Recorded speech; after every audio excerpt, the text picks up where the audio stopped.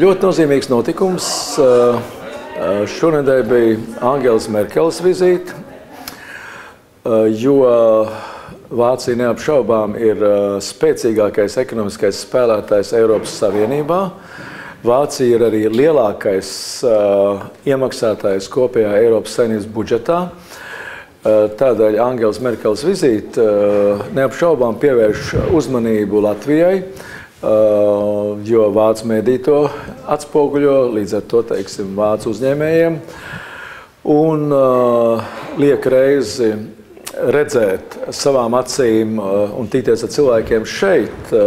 Es domāju, ka tas bija ļoti svarīgi, jo arī Vācijas kanclerē rodas tiešāks, precīzāks priekšstats, kā mums klājas. Un es domāju, ka tas ir arī ļoti labi perspektīvē skatoties uz sarunām, kāds būs nepieciešams veidojot nākošā perioda 2014. 2020.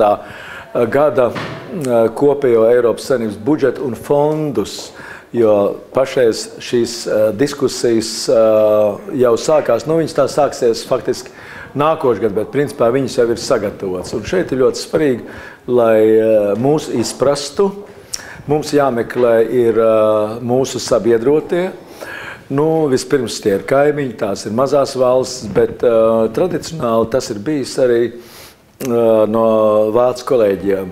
Tomēr izpratni par mūsu situāciju un mūsu vajadzībām. Tā kā es uzskatu, šī vizīte ir ļoti nozīmīga, ka viņi mums palīdzēs gan piesaistīt vācu uzņēmēju un investoru intereses, gan arī palīdzēs atrast kopēju valodu Eiropas Savienībā.